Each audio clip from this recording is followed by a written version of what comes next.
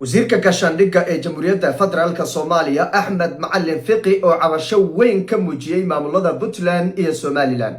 Axmed Macalin Fiqi oo jeediyay qodobad dheer oo dhinacyo badan taabanaysay oo inta badan uu ku faahfaahinayay awoodaha dowladda federaalka iyo maamul goboleedyada isla markaana qusaysa arinta khilaafka xooggan uu ka taagan yahay ee EFISAga ayaa carabka ku adkeeyay in meeshana lagu rifayo oo mar walba lagu haysto isagoo waliba sawiradiisa laga dhigay xub caaro waa soo hadalka u dhigay hadda xaq baaban u leeyahay inaan iska hadlo inta badan sababtoo tahay meeshaas waa lagu haystaaba xilbaadan aan uma wada hadlayo laakiin meeshaas ayaa lagu rifaa maalin walba hadda xal oo dhan iyo shal oo dhan sawiradeeday wadaan ninkii fiqiya xub caaro isagii waa meeshii faarsaasire dhinaca kaleeto Axmed Macalin Fiqi ayaa weerar afka ku qaaday madaxweynihii hore ee Soomaaliya Maxamed Cabdullaahi Farmaajo iyo sidoo kaleeto xubnaha ka tirsan xisbiga nabad iyo nolol waxa uu yiri waxa soo guriya noqdo imaaday xubnihii hore oo malay mahaya buu yiri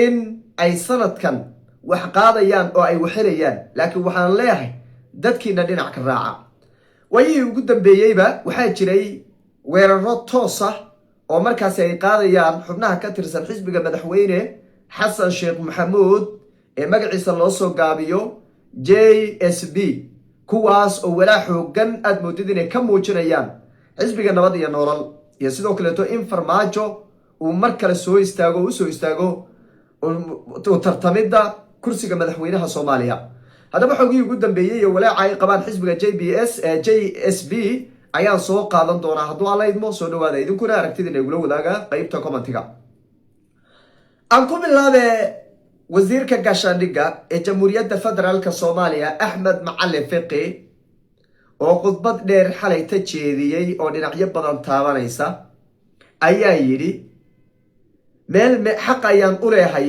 inaan iska hadlo oo mar walba hadlo maadaama meel halkana la igu jafayo oo la igu jiidayo oo sawiradaydii laga dhigay xub caaro meeshana buu yidhi meesha uu ka hadlayo waa Puntland iyo Somaliland oo maalmihii la soo dhafay waayii dambaba aad ugu jawaabayay Axmed Macalin Fiqi markii laga fiiriyo xubnaha jamhuuriyadda federaalka hadda wasiirada ee xukuumadda madaxweyne Xasan Axmed Macalin Fiqi waa wasiirka ugu hadalka badan xagga jawaabista iyo ka hadalka dhacdooyinka taagan waxa lagu tilmaami karaa inuu yahay afayeenka xukuumadda waa mar walba shakhsiga ugu horeeya ee ka jawaaba wax walba oo marka la isku hayo wuxuu doonaba ha noqdo oo maamul goboleedyada iyo dowladda federaalku ay isku hayaan guuraha la gaadho ama sidoo kale khilaafyada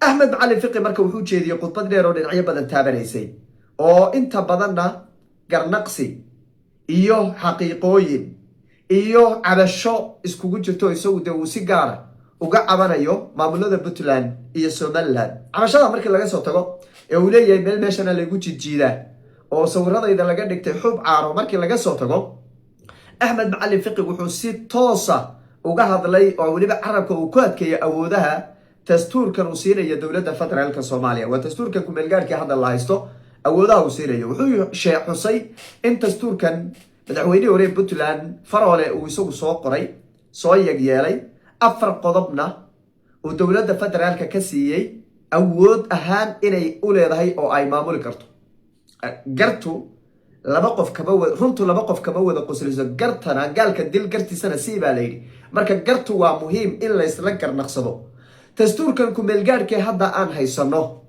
ee 2012 ee madaxweynihii hore ee Puntland uu soo qoray Farole uu soo yeelay dastuurkaas afar awoodood bu dowladda federaalka siinaya buu yiri koow maamulidda hawada in dowladda federaalku ay xaq u leedahay maamulideeda waa arinta khilaafka weyn uu ka taagayay laba immigrationka maamulistiisa in dowladda federaalku ay awood u leedahay saddex arrimaha dibadda in dowladda federaalku ay awood u leedahay afar lacagta maamulideeda ama soo saarideeda in dowladda federaalku ay awood u leedahay afartaasi qodobba dowladda federaalka ayaa awood u leh waana afarta hadda khilaafka ugu weyn uu ka taagan yahay.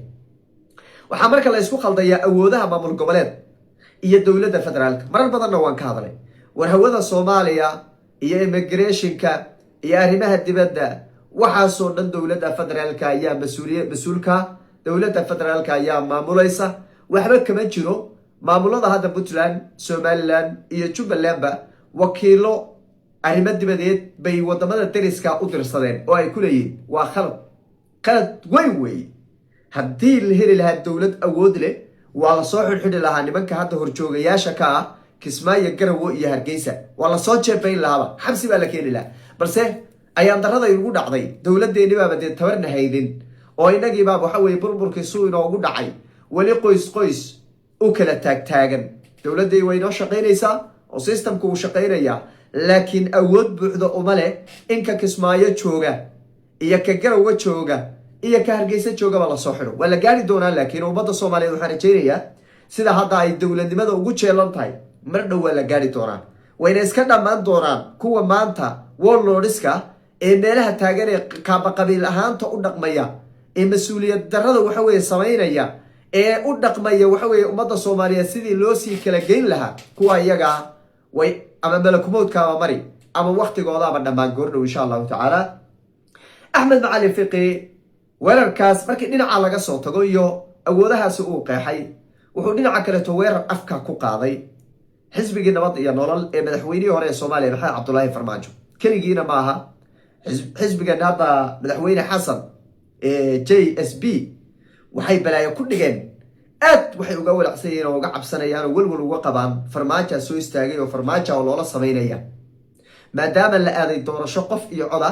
shacabka Soomaaliyeed barqin bay u codaynayaan Farmaajo. barqin waa lagu kala tegayaa, barqin ayay u codayn haddiiba doorasho qof iyo cod oo sax la geli lahaa. laakiin waxa doorasho qof iyo cod la leeyahay doorasho qof iyo cod ma waa wax lagu soo saarayo xildhibaanada iyo golaha deegaanka lagu soo saarayo weey.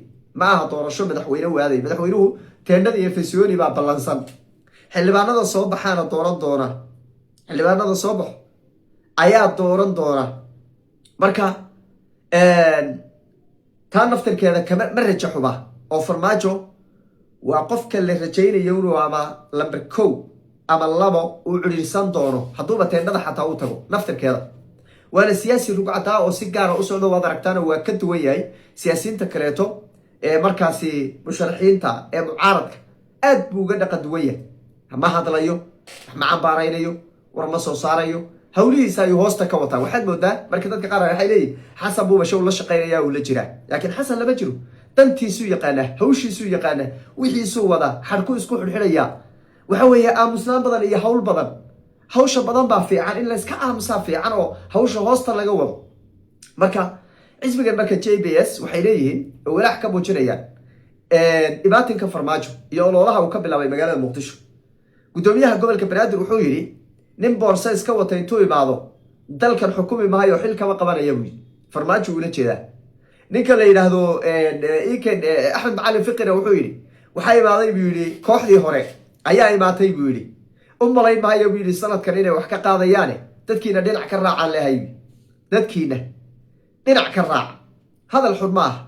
hadal markii dhanka kale laga fiiriyana durisa way oo walwal qofku moogta waxa uurkiisa ku jira ayuu afkiisu xalaabay Soomaalidu tiraahdaa. marka waxa weeye uurkooda waxa ku jiriyo walwalka ay qabaan